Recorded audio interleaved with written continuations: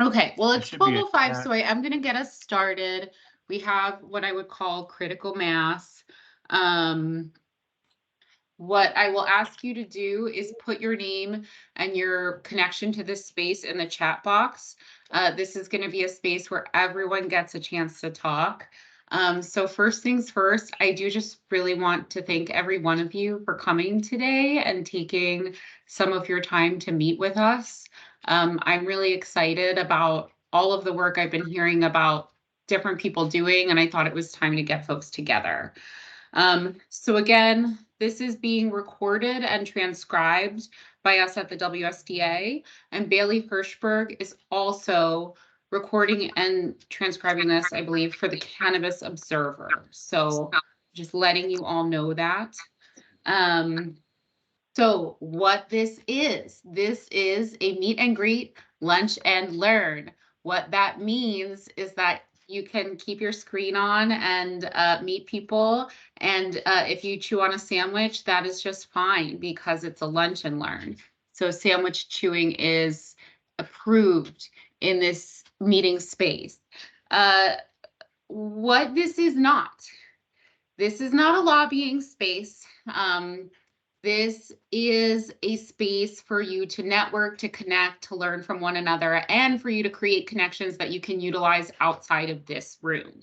I am Tricia Ehrlich. I run the cannabis programs here at WSDA. That includes cannabis-related projects as well as the hemp program. So the hemp program is we have a state-approved plan with the USDA. We are underneath the USDA's federal rule, and we license hemp growers. And typically, that's kind of where the relationship ends. We help folks get their license so that they can put plants in the ground, get those plants tested, and then what these farmers do with those plants is kind of up to them. And that is often the way things go here at the Department of Agriculture. We help folks with the crop, and then what the crop becomes is sometimes out of our hands. As many of you know, hemp has been utilized for many of its cannabinoid products, and I would say that has been historically the most popular use that we see among our licensees. However, the tides have been changing, and we're seeing that folks are getting more and more interested in creating kind of climate smart solutions for hemp. I kept getting call after call, about maybe a call a week, from one individual who said, "Hey, I'm growing hemp. I want to create hempcrete. I want to create insulation. I'm interested in all of these products." And I said, "That's really wonderful. I think it's awesome." And I think I started realizing that I needed each person who called me per week to talk to each other rather than just me, so that you folks could build that momentum and let us know what's exciting you and what are kind of the challenges or barriers that prevent you from getting to do this more frequently on a larger scale.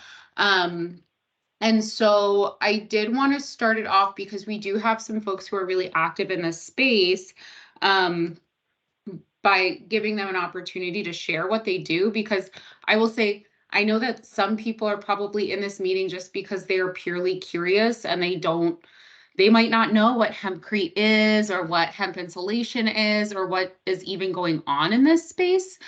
So I have Ashley Stallworth and Nahele Bailey here who are going to tell us a little bit about what they've been doing in this space. So I'm going to pass things off to them, and then I am going to call upon each of you to introduce yourselves and let us know what your experience has been, how you're connected to this space, what you have to share. So we'll do a round robin in the room. And again, the purpose of this space is for you to form connections that you can utilize, because people keep calling me and saying, "Is anyone doing this? How do I do this?" And I'm like, I think people are, but we need to get you all together to just build that momentum and see what happens. I think that it sounds like we have a lot of engaged, energetic people. So again, I'm going to exit myself from this space. I'm going to just make one final reminder before I pass it off to Ashley and Hele to introduce yourself in the chat box, your name and your affiliation with Hemp for building materials, sustainable solutions, etc. I'm going to put one more reminder that this is being recorded, and then to Ashley and Nahele. Thank you.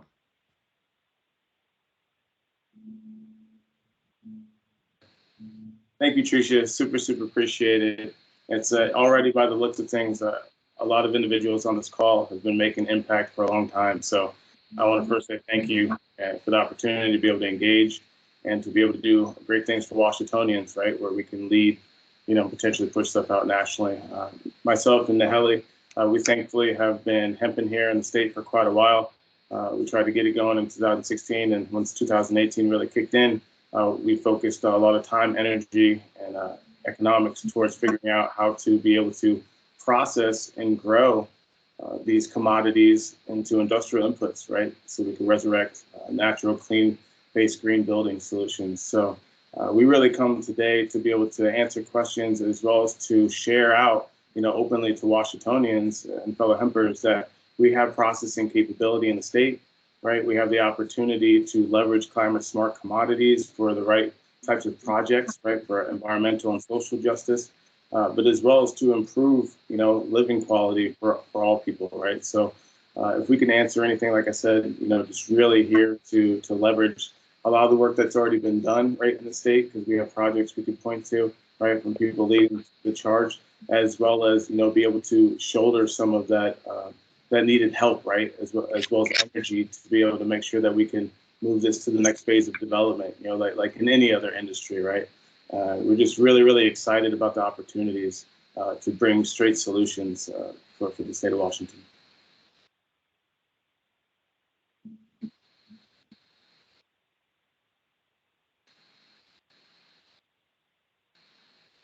I can keep going. Oh yeah, if you want to just share a little bit too about what products you've made and what they're being utilized for, I think that would be really helpful. Yeah, so initially, right, during our process of trying to figure out how to, break these plants apart and get them into usable fragments and pieces that we can assign to different lanes or like verticals, like any business, right? We realized like the sheer mass of it was really good for the animal bedding, and some of the groups around the state have been really susceptible and really open to taking that on, right? Like many of you have seen, like we just passed pet insurance, right? Washingtonians love their pets, right? They want to make sure they're highly cared for, right? And that has been a good market fit. But along the journey, right, we knew that this product, right, because of the history of it, right, a lot of us probably know that this thing stems back to BC, right, and all the way through like the native origins all over the globe, right? They use this, right? It's what kept them, mold and pest free and fireproof, right? You're finding tombs, right, buried under ash thousands of years that was protected by this stuff, right? So we've been able to create insulation material. We also created a product called carbon bricks. We've been able to help educate folks on knowing how to do infill type of techniques, as well as we've worked on some advanced materials to work on like the shear tensile strength and finding ways so that we can incorporate into other industries in the States, like aeronautics and some other supporting groups that are really huge, right? The state's really big on renewable energy. I think many of us know that there's a huge possibility of being able to create closed loop type systems that can literally offset a lot of things and draw natural energy off of this. And and it's really on the radar. So we've really just been embedding ourselves really in a lot of cohorts and a lot of groups through the state agencies, and trying to tie to the Fed as well to make sure that people know, like, hey, we're here. This is a possibility, right? We can be a group that you can point to that has knowledge as well as some technical readiness levels, right? Because from the sheer effort of trying, right? Which sometimes, right, we've failed and we've found ways to do it better, right? But I guess that's how you get through it, right? And here we are. So we think that there are just so many industries that are awaiting. We've been integrating this with builders and architects, trying to find out what's the best fit. We had the great opportunity to gather up at WSU, right, and share out some of these finished products, right? We're talking things like anything from the floor felt, to the roofing, to showing how people how to do new cladding type of systems and basically speed up building OpEx, right? So like if you speed up the cost, right? I mean, speed up the time, right? You lower the cost for these industries, right? So we've been trying to figure out trade-offs with each of the products that we've been able to generate and figure out what's going to be the best fit and what is the right type of language to get people to adopt. So, but yeah, we definitely think like, the infill is good. I think we all know that's a little bit more labor intensive, right? But definitely worth it, especially since the state is saying, hey, we want to be able to generate jobs, right? We want to be able to do a lot of good things for people, right? But we also have some of the prefab and finished type of products, right, where we can speed up construction, right? We all know that there's a housing crisis right here, right now, right? And we have a solution, right, that we can literally start integrating now. Tricia, excuse me, had shared earlier one of the challenges, I think, right, we don't lack for land here, right, but we lack for the incentives to get a lot of the farmers to engage, right, to grow the big, what it is, traditional ag, right? We should be growing thousands of acres of this, right? So that's one of the areas that we're hoping to be able to solve as well. We've tried to throw some coin at it, right, to incentivize, saying like, hey, work with us, right? We believe that the state is going to get behind us, and we believe that this is going to be a crop, right, much like some of the other top 6 crops we have, that will be of high value, right? Something that could be bonded, something that could be assured, something that could be used readily all across the board. So really just experimenting and trying to integrate the best way that we can. That's great. Yeah, thank you for sharing. It's super interesting to hear about what you're doing and how you're trying to motivate for future energy as well. Naheli, I'm wondering, do you have anything you want to add or? Oh, I mean, to add what Ashley was saying is, we've been at this for a while. We've worked out general processing techniques and capabilities within the state. So we have the Cortication Center that is set up for over in Western Washington, but we have the capability of picking up bales and bringing them to the facility for anybody that does want to get their material decorticated down and broken down into construction grade hurd. We've been working with local architects, builders, just getting the whole hempcrete thing going here in Washington. We've got a couple builds coming up here. We have one build that is going to be pretty exciting. That one, the commissioner for the port, he's going to be speaking at the completion of that project. We're working with a local youth group in Washington in order to get that done and help begin workforce training and youth programs as well. I mean, we've just been really, tackling the business side of dealing with getting construction projects up. So if anyone has any questions, they can definitely feel free to reach out. We can answer any more questions in a lot more depth and detail.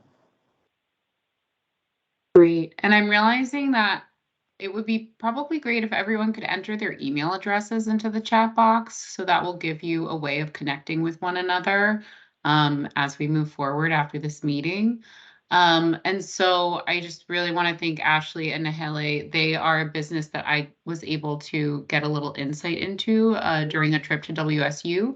And so I really was excited about being able to have them share about what they're doing as kind of a starting point for a conversation.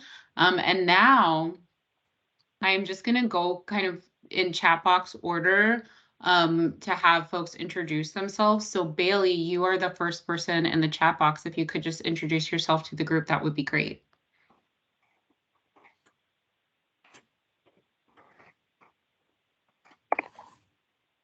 Bailey Hirschberg.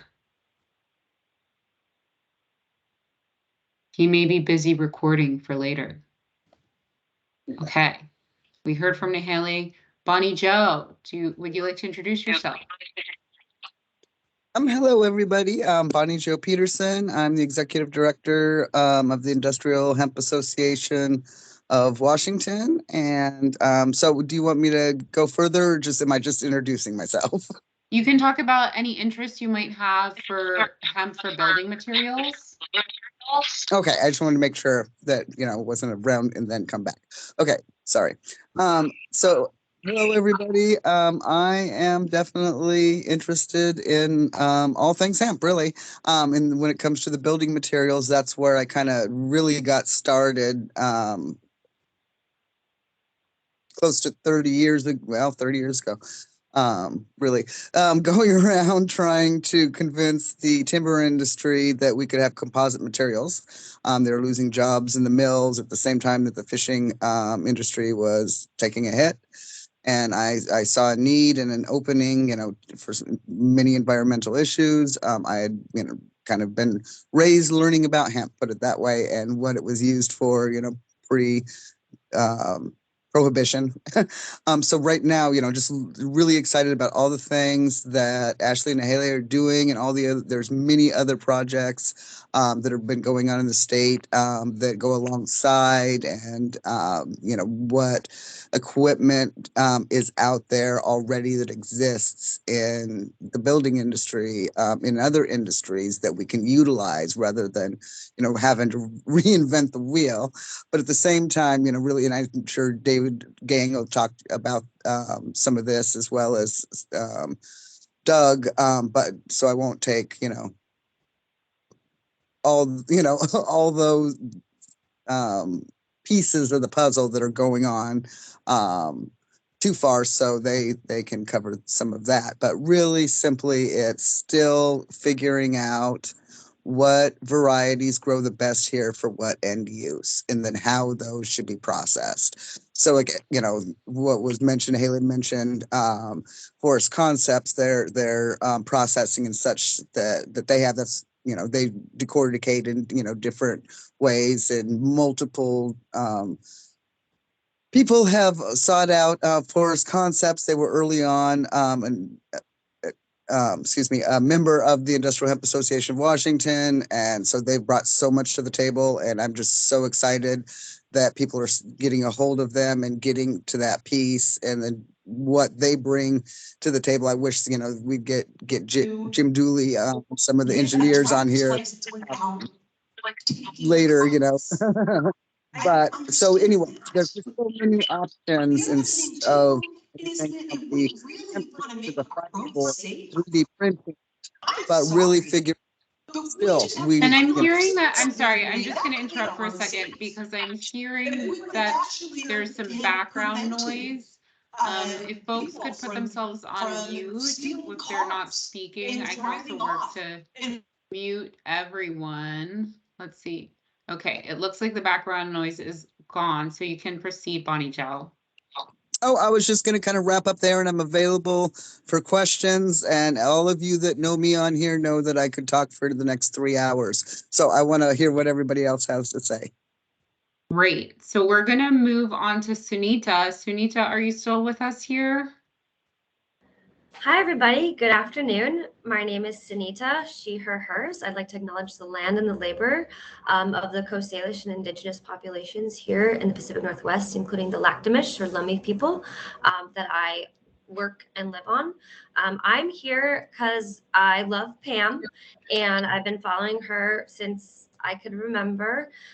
We would hope to build this year and are going to be doing some permitting here soon to build with hemp as well. And then I run a nonprofit called Walk Come Waves, a women's empowerment organization grounded in accessibility, diversity, equity, inclusion. We seek to promote climate, social, and racial justice through sports. And so Noisy Water Living and Learning Community Center, which is a large campus, is our hope that we are key stakeholders and investors in the soccer fields, but that the actual complex is built out of hemp and that it's attached to the land trust. So I'm really hoping that Whatcom County as a whole, since I'm the vice, I work with the city and the county, and I'm a big hemp advocate.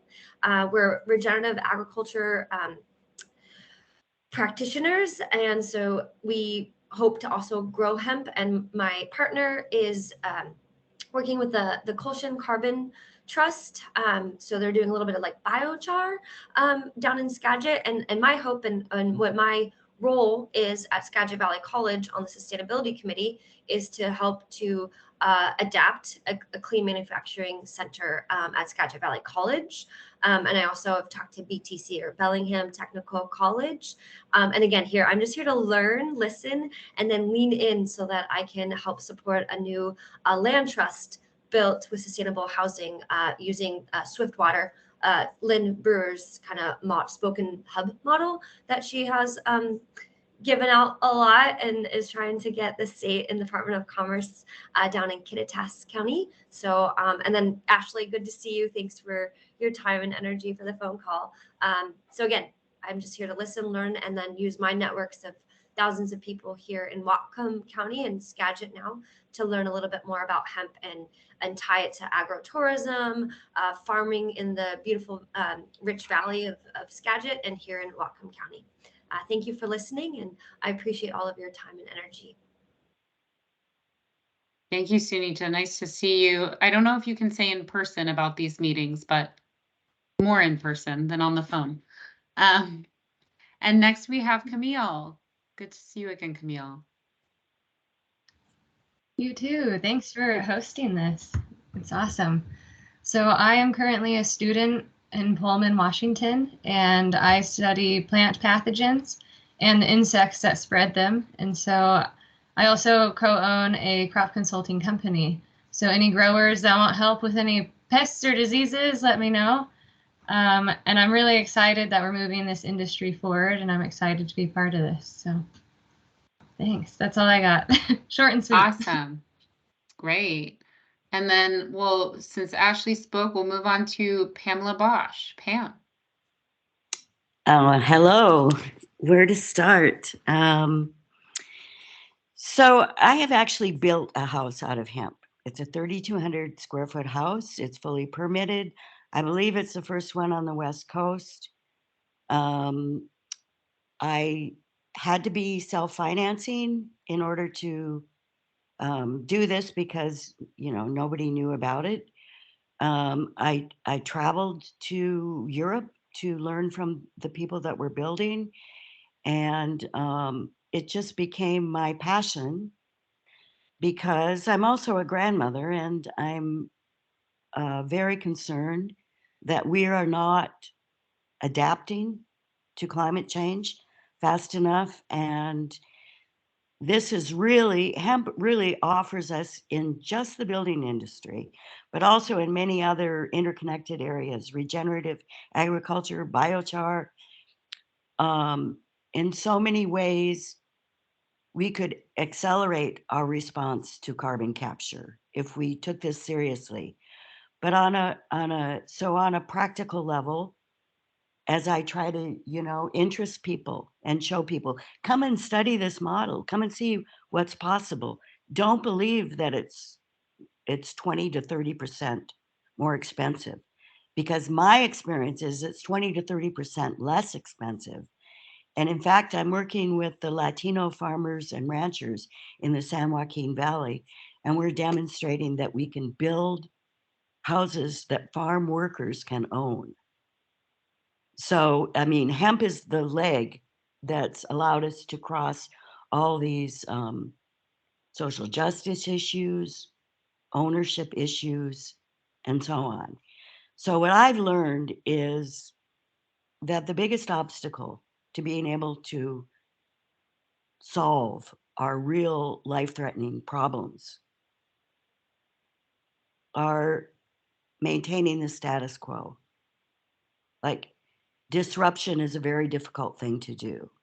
And we just have to hit that wall of either we disrupt or we essentially erase our future. And I say that it sounds alarmist, and I wish I had the energy. I wish I still had the energy that Suni has. I mean, and that's what it takes is more people to, I guess, go for the intrinsic reward of being a problem solver instead of the economic reward of maintaining the status quo.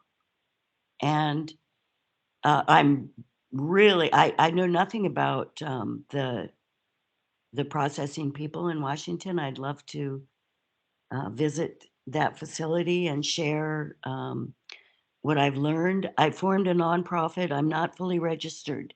I really need, I need people with energy who want to come and learn about this. And maybe it's, you know, I'm very much aware that we need a connective body.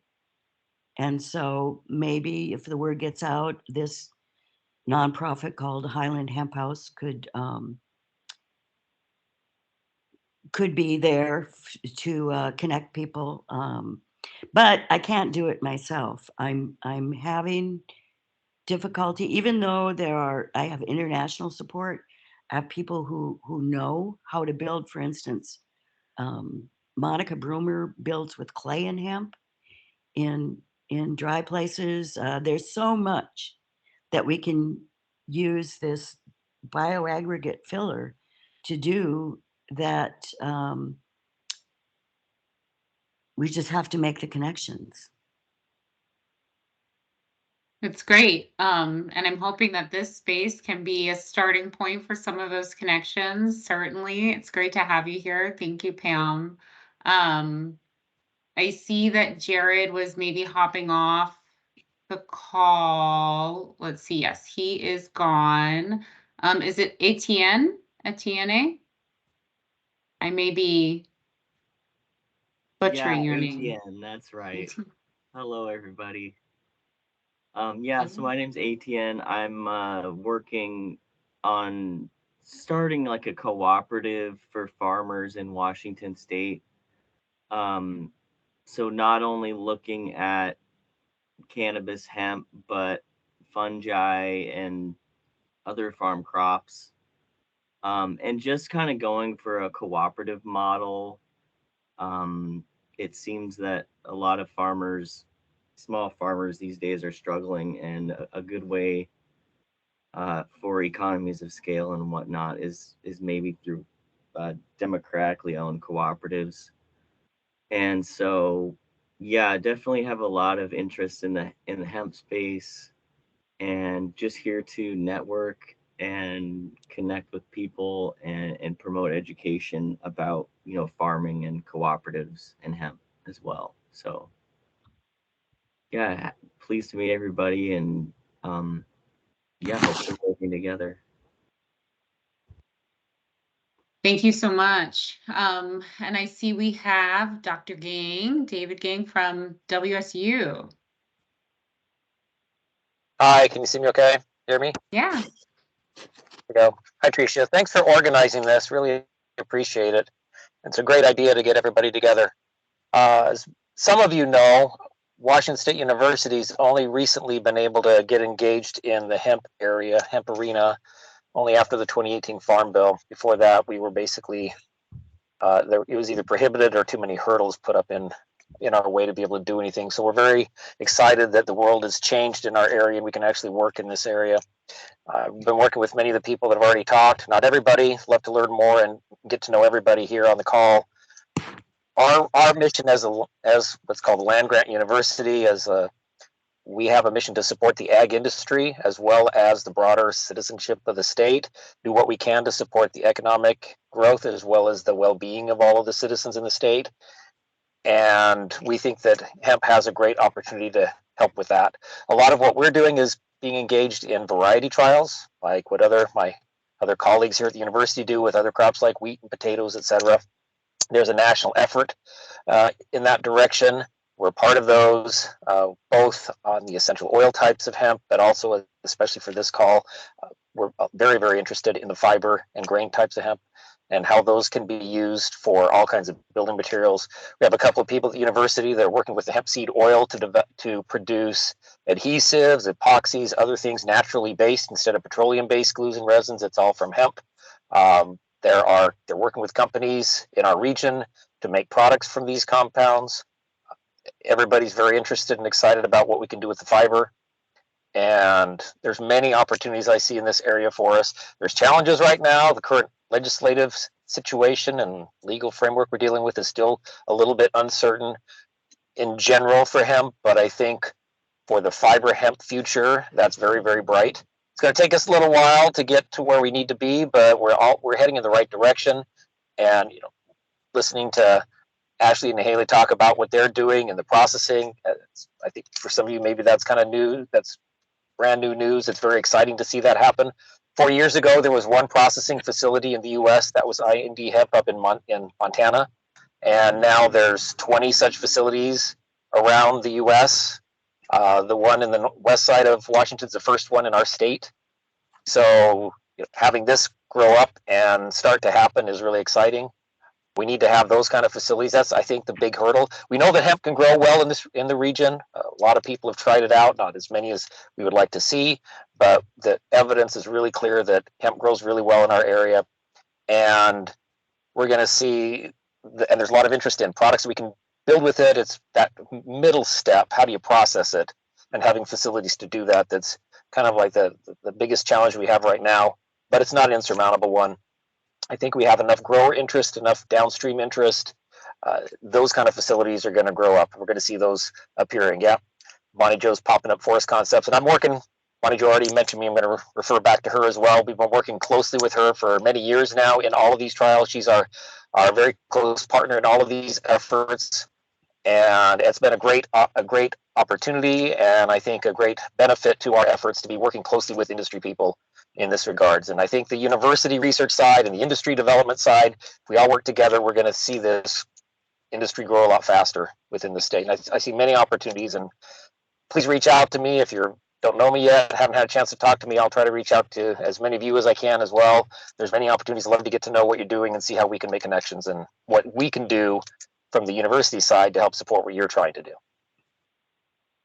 Great. Thank you. I'll leave it there for now. Yeah. We have I'm still really excited about all the participation and engagement we have in this meeting, our most successful hemp webinar yet. Rebecca Weber here from the WSDA. I'd love for you to introduce yourself so that folks kind of know about where this could go in the future as far as resources that the WSDA has. All right. So hi, I'm Rebecca Weber with WSDA with our international marketing program. And so I guess I'll say, I think, international is really very much in the infancy stages for hemp. But it's something that, I know Bonnie Jo has asked me to help a little bit with resources for.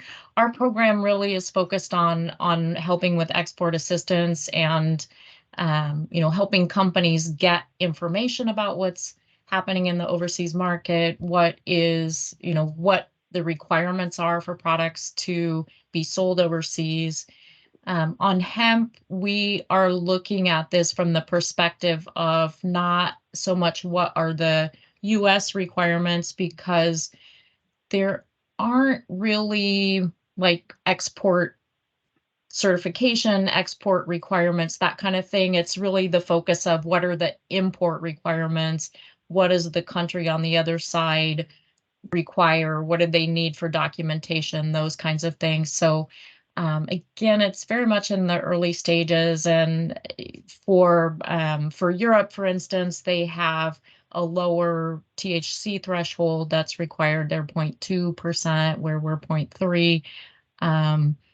So there's some things like that where the regulations vary here as compared to other places, and that's the kinds of things that our program can help folks navigate. But what I'm really interested in learning is more about these kinds of things that you guys are talking about, building materials, and what really are people looking to do with hemp? As David was mentioning on the processing side, what will those processing, what will those products look like? I know there are some things now already on, for instance, some of the CBD products and those kinds of things that people have asked for some resources about. But I think on this more fiber products and some of these other things that are coming out, I think some of that is going to be really very interesting, kind of over time. And again, I'll point to, I really think it's in the early stages, but I think it's helpful to me to, just to create the network and learn. And but we are a resource here for, for those folks in this sector. Great. Thank you, Rebecca. I know that Doug, you said that the chat box was not your friend, but I do see that you're still here. Yes. Good afternoon, everybody. My name is Doug Boone. I'm an enrolled member of Tulalip Tribes of Washington State, and I am a managing partner for a Native-owned company called 7 Generations. We are a kind of a green energy and agriculture company where we help, see what's a good way to describe it. So a lot of our clients are Native American tribes that are out there throughout the Pacific Northwest and along the west coast of the United States and its interior. And then a lot of our clients are companies that are wanting to do business in Indian country, are with First Nations or Indigenous folks. And so we kind of figure out how to bridge that gap and how to make that work. We've had the pleasure of working very closely with Dr. David Gang at WSU and with Bonnie Jo Peterson. And I had the pleasure of meeting Ashley and Trisha and Camila and some of the other folks, where we recently had a meeting at WSU. And so this is a space that we feel very, very closely to. One of our contracts that we have is we help represent as a liaison with a number of the land-grant universities and the Hemp Innovation Center that's headquartered out of Oregon State University, or OSU. And there's a number of grants that they have that are shared with the land-grant universities, hence how I was able to meet Dr. Gang and his folks over at WSU. And we basically, in those grant processes, they've tried to incorporate more, engage more with Indian country and with the tribes that are here in the state of Washington, Idaho, Oregon, California, Nevada, Arizona. And so we help with that engagement. We try to do what we can to make that engagement better. And this particular space, there's quite a bit of interest. Initially, interest was in cannabis, particularly in Washington with tribes that are here. That's actually how I kind of got introduced to this. I spent 23 years in the gaming and hospitality industry as a general manager and CEO, and then changed careers and decided that I wanted to do something different, which is the clean energy space and agriculture. And my tribe asked me to come home and actually open up our what do you call it, dispensary. We have one at Tulalip called Remedy. And it wasn't something that I had any experience with. I had no experience with cannabis or any of those things, but I did have quite a bit of experience working with the state of Washington, establishing rules and regulations, and then obviously, being able to protect the tribe and establishing what was a cash business. And so I used the areas that I knew well. I hired a number of younger people who knew more about cannabis than I did, and we actually opened a very successful business. But what it did is it got me interested actually in hemp and in industrial hemp and its uses. And my interest was, when you have a nascent industry that's been gone for a while, how do you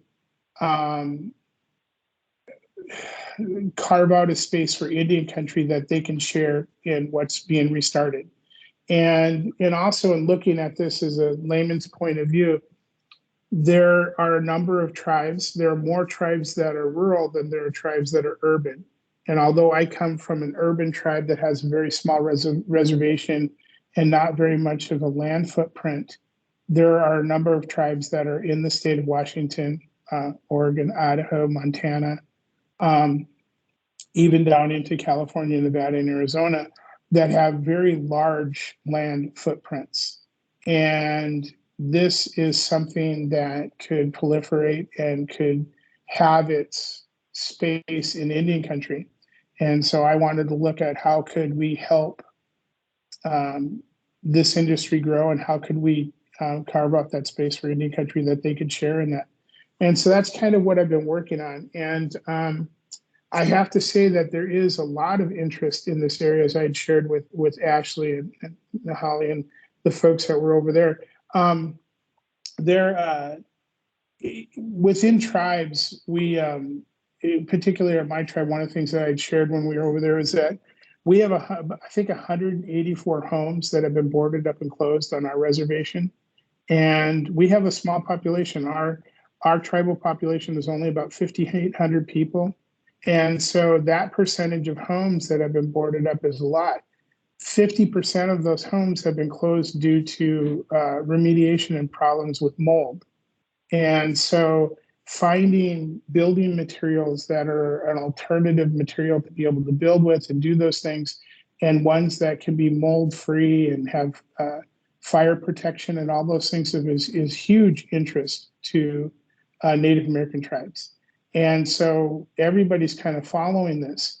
But the difficulty in this space is, how do you get started? And we were joking. I actually had the pleasure of being able to meet with folks at OSU last week, and we had a team that was there. And you know, everybody says that this business is chicken and egg, and I go a little bit further. This business is chicken, egg, and omelet. I mean, not only do you have to find the egg, you got to get the chicken, and you got to make the omelet too. And so when you're looking at starting a nascent industry that's been gone for a while, how do you get that going? And I think that we're all kind of working finally towards the right things.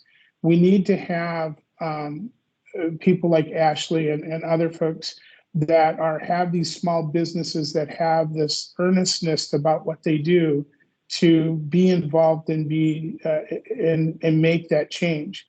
But then we also have to garner the interest of large industry as well, because if you're going to start having this crop grown at scale, you have to have a place for folks to sell it. And that's kind of what we found, is that we had one tribe that was in particular here in the state of Washington that did grow and has been growing since the 2014 Farm Bill, but they haven't been able to sell it. But this year they're going to grow their first crop where they actually have a contract to sell it, and at least the seed. And then once we have at least one portion of what they're growing for sold, then we have the ability then to look at what do we do with the biomass.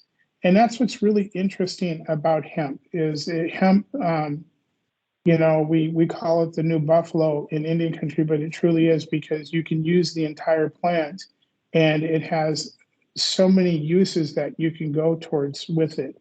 And that's what's really interesting. But in order to grow this industry, that's really what it has to come to. Because if you compare it to the cotton industry, that's what they've done. The cotton seed goes towards something, the biomass from cotton goes to this, and then, all of the cotton is used. And then even more importantly, what we're working with ARS, the Agriculture Research Services under USDA, because they're extremely interested. They really kind of steer the cotton industry down south in Louisiana, Mississippi, down in that area. And we're working with them on the hemp side. But what we have to remember is that, when you're looking at this and you're trying to point towards textiles, which is traditionally what use for hemp has been, it uses only 7% of the plant. And so what do you do with the rest of the biomass, and how do you work with that? And that's really kind of where we need to get to. We need to have those established industries that are there, that where we are doing decortication, separation, production of the plant from the field, and that we steer it towards those traditional means as much as possible. But then what's left over, the other 90% of biomass that's there, how do we utilize it in the right way? And I think that that's going to be in construction materials. It's going to be in a number of things. And that's what really interests me, is where we start having some interest from major industry to look at, as Ashley said, composite parts for the air industry, composite parts for the auto industry, printed paper, that kind of thing, where you start having volume to this industry, which allows farmers then to grow and start growing at scale. And that's really where we need this to go, is we need to have this become a, for lack of a better term, a regular ag crop that's added into farmers' rotations, and where they can see that they have a way to make a living from it and to grow the economy. And how we grow that is the economies of scale at the end use at the same time. And that's really what I want to work towards, is I want to continue to grow this as a crop that particularly grows in the state of Washington, because this is my home, this is where I'm from. And but also, how do I help other people like myself who are from Indian country be able to look at this as a viable means of supporting their people and doing what they need to do? And then also, how do I get that engagement from those who are interested in Indian country to use it as a building material, et cetera, those things. And so those are the things that we're working on. And I'm really happy to be able to come here and talk to all of you for a little bit, and to share and to learn more about how we make those things happen. So thanks. Great, thank you. We only have 8 minutes left, and I'm hoping that we can get a few more people introduced. I am amazed by all of the interest and experience in the room. I believe there was another Doug who is next on the list. Is Douglas Henderson still here?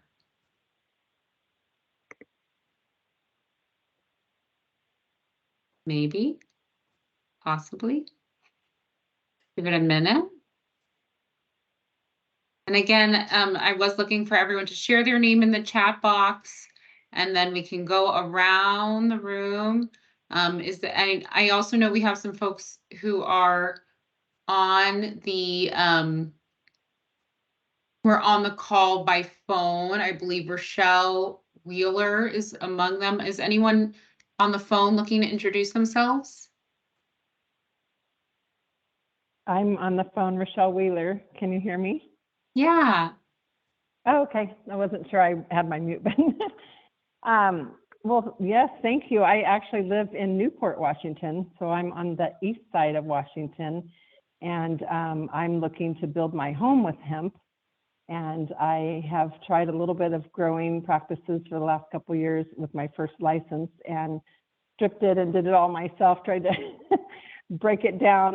Definitely would like to have a facility do it. I am not doing this by hand. So I'm really interested in finding out more about the facility that's available to use. And I've only got 20 acres that I'm growing with, so kind of a small farmer, I guess. I'm going to start out with just a couple acres and make sure I can actually get it done. And I understand a couple acres should build my house, but that's kind of my basic need in the beginning. And then I'd like to use it into some sort of form to help other people use it for building materials. I'm thinking either bricks or just raw material, and also animal bedding. So I'm totally new at a lot of this. I'm just trying to get information and get some connections on seeds and things, because apparently I had bought the wrong kind of seeds. That's more for making the oil. And so I'm stuck with a bunch of these seeds that I wasn't going to use. So I might try, and if anybody knows, I was going to trade some seeds maybe for the actual fiber seeds. Again, live and learn. But anyways, yep, that's what I'm doing. Thank you so much. I appreciate you introducing yourself. I also want to note for everybody that it looks like Representative Kloba is listening to our transcription while she's busy on the floor, but she did provide her email address. And it looks like she is interested in meeting over the summer or fall to figure out how the legislature can support farmers. So of course that is a great resource for you all to focus on as you're considering moving forward. So yes, Representative Kloba, thank you so much in the event that you see this transcription on the floor for taking the time to multitask with us today. I see that Juan Del Toro turned on his camera. Juan, are you available? Did you want to introduce yourself?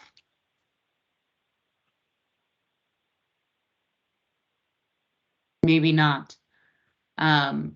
Is anyone else who is on the phone or otherwise with us wanting to introduce themselves? We only have 4 minutes left, but I want to squeeze all of the juice we possibly can out of this meeting space.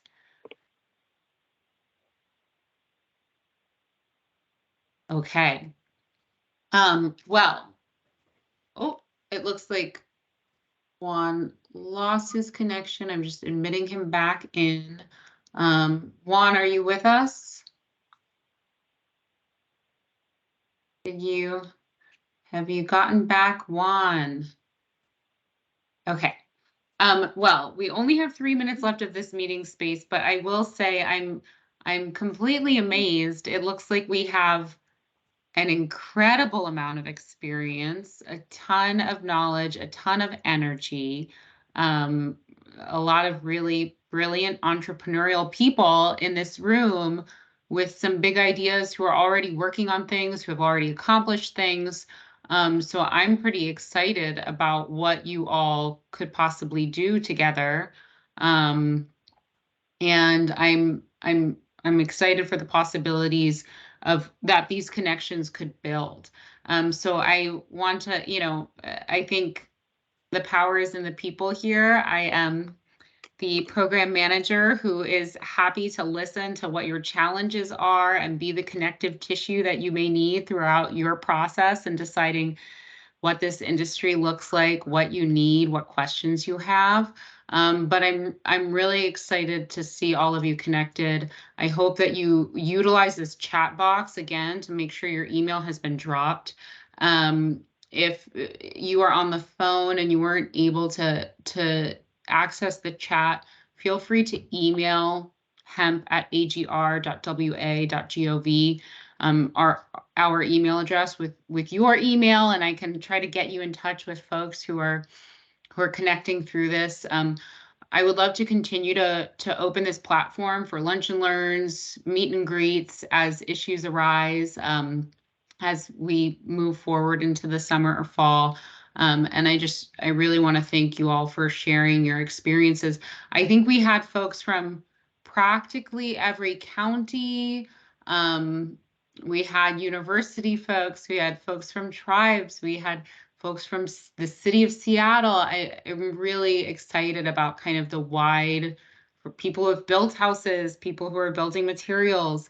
So I'm just really excited about how wide a depth of experience we saw represented in this meeting, and I hope you continue to connect with one another. Does anyone want to utilize our final minute for questions, answers? I would like to share that we have a couple webinars coming, but we also have an in-person workshop coming up at the end of June. And definitely contact us for sure. It's a paid event, but if anybody does not have the capital to do it, we have sponsorships. We received a grant from the Washington Micro Biz Center to do outreach, to be able to make sure that people know that this is a new usable material, right, for industries. So definitely reach out to us. We want to make sure that you're engaged and that you know what's going on. Staying in the loop. Awesome. Thank you, Ashley.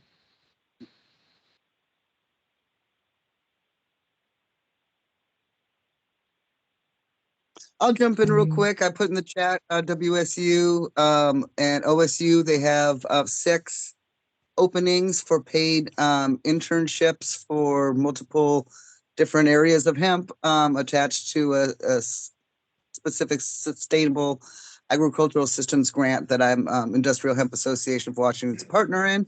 But there's that, and then we'd love to have everybody come out to the fields and see the different varieties of fiber and grain that we're growing that are coming from multiple different trials and from all over the world. So thank you, Tricia. All right, thank you all so much. It is 1 o'clock, so I will let you go about your day, having lunched and learned. Thank you all, and I hope you continue to connect. Have a good one. Appreciate it. Thank Thanks, you. y'all. Bye. Thank you, Tricia. Thank you.